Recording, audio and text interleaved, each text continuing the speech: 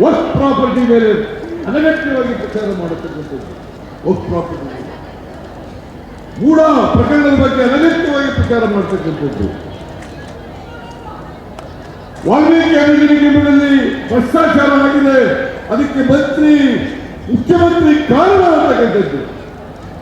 ಇವೆಲ್ಲ ಸುಳ್ಳು ಆರೋಪಗಳನ್ನು ಮಾಡುವ ನಿಲ್ಲಿಸಿ ಇವತ್ತು ನಿಮ್ಮ ಕಟ್ಟೆಯಲ್ಲಿ ಎಗರಾಗಿದ್ದೀರಿ.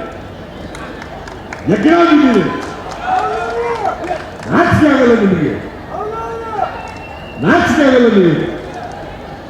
ನಾನು ಅದಕ್ಕೆ ಹೇಳಿದೆ, ಮಹಾರಾಷ್ಟ್ರದಲ್ಲಿ ನರೇಂದ್ರ ಮೋದಿ ಅವರು ಹೇಳಿದ್ರು, ಎಕ್ಸೈಸ್ ಡಿಪಾರ್ಟ್ಮೆಂಟ್ ಅಲ್ಲಿ 700 ಕೋಟಿ ರೂಪಾಯಿಗಳನ್ನು ಸಿದ್ದರಾಮಯ್ಯ ಸರ್ಕಾರ ಕಲೆಕ್ಟ್ ಮಾಡಿ ಮಹಾರಾಷ್ಟ್ರ ಚುನಾವಣೆಗೆ ಖರ್ಚು ಮಾಡಿದೆ ಅಂತ ಹೇಳಿದ್ರು.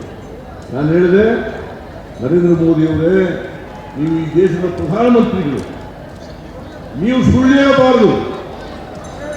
ಒಂದು ವೇಳೆ ನೀವು ಹೇಳ್ತಕ್ಕಂಥ ಮಾತು ಪ್ರೂವ್ ಮಾಡಿದ್ರೆ, ಸಾಬೀತು ಮಾಡಿದ್ರೆ, ನಾನು ಕೂಡಲೇ ರಾಜಕೀಯದಿಂದ ನಿವೃತ್ತಿ ಆಗ್ತಕ್ಕಂಥ ತೀರ್ಮಾನವನ್ನು ಮಾಡ್ತೇನೆ. ಇಲ್ಲದವರನ್ನು ಪ್ರೂವ್ ಮಾಡೋಕ್ಕಾಗದೆ ಹೋದರೆ ನೀವು ಮಾಡಬೇಕು ಅಂತ ಹೇಳಿದೆ.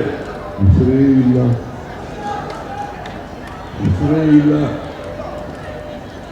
ಹೇಗೆ ಸುಳ್ಳನ್ನ ಸತ್ಯ ಮಾಡಲಿಕ್ಕೆ ಹೊರಟಿದ್ದಾರೆ, ಅಪಪ್ರಚಾರವನ್ನು ಮಾಡ್ತಾರೆ.